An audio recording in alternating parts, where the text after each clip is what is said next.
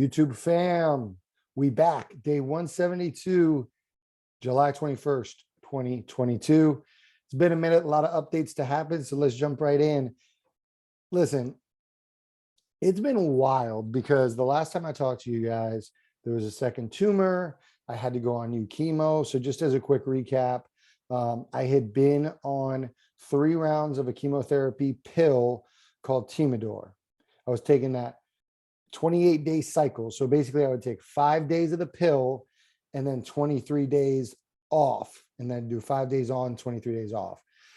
I don't want to say it didn't work, but basically this second tumor was located, smaller tumor, and the doctors at Duke chose a different path, a stronger chemotherapy. So it's a different type of chemotherapy. So instead of Timidor, I'm now taking what's called Lomustine, and it's 1 pill every 6 weeks. That's it.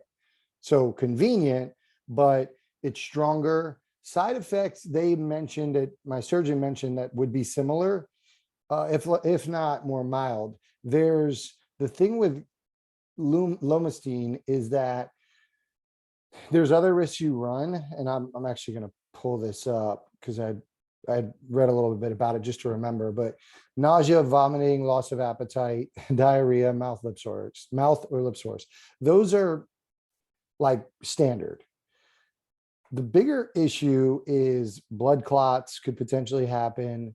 The other thing they mentioned were, hold on, where is it?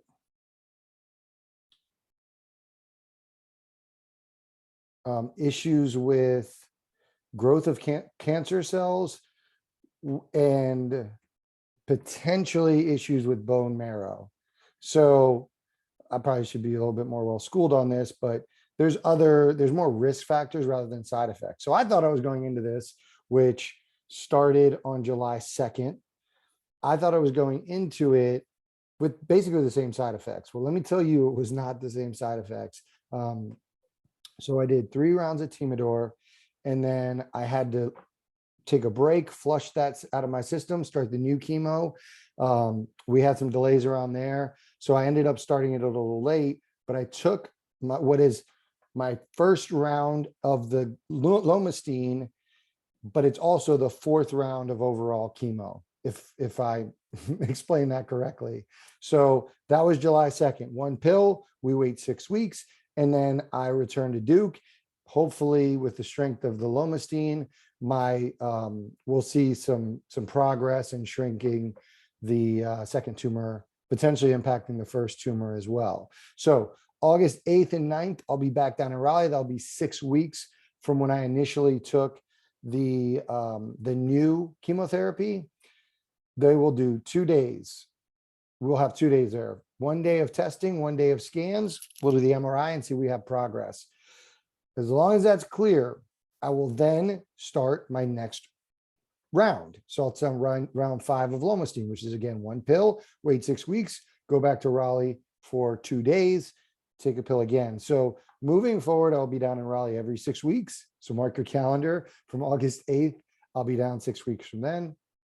And then it'll be 2 days, scans and testing. So increased frequency. They want to monitor this closely.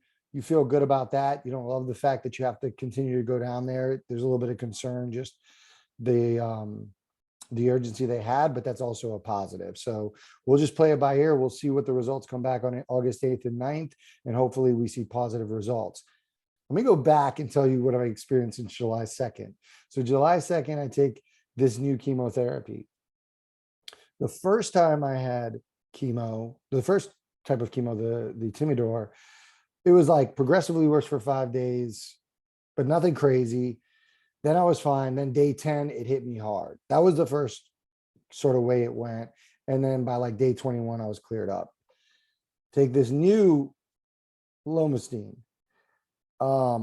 It's a Saturday. By Tuesday, I headed down to the beach to see my girl's parents, family. And then the day I got there, or I guess it was the day, yeah, that Tuesday, the day after 4th of July, it just hit me hard. So very different. I was laid up in bed, started getting massive headaches, migraines. I've never had them before, so I don't really know the difference, but throbbing, pounding, headaches, migraines, muscle aches, extreme nausea, extreme light sensitivity, and it's basically gotten progressively worse over the past 2.5 weeks. My vision became impaired. I started my peripheral vision on my left side became worsened, and I started having blind spots where it wasn't horrible, but it took me a second to focus. And so all those side effects progressively worsened. And then I started noticing other challenging cognitive sort of effects. It got to a point where we felt like we needed to call Duke. We spoke to Duke 2 days ago, which would have been the 19th of July. We spoke with Duke and they decided to increase my steroid intake, which I've drastically reduced over the past couple of months, increase that to see if that will have an impact, and increase some of my seizure meds. So that was 2 days ago. It's helped a lot, but I'm just worried it's kind of like a Band-Aid on the situation. Like it's addressed it in the short term, but what does this mean for the long term? I'm trying not to think about it too much because there's not much I can do until August 8th and 9th. Certainly isn't the best news, but I feel much better. There was days I would sleep for 18 hours. For those that reached out, I appreciate it. I was just bedridden. So that's sort of where we stand with everything. Obviously, we have the Raleigh trip coming up. Puerto Rico, big Puerto Rico trip, August 20th through the 24th. That's going to be exciting. We got a big crew going there. If you guys want to meet us out there, hit me up. Let me know. You can certainly meet us out there, but we're booked up, baby. So that's the updates. I'm feeling good today, day to day right now. Anybody's guess what tomorrow's going to bring.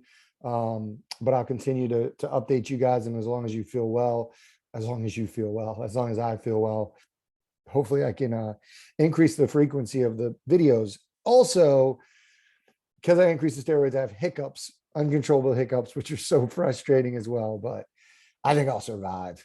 That's it for day 172, guys. Appreciate you. See you soon. Love you.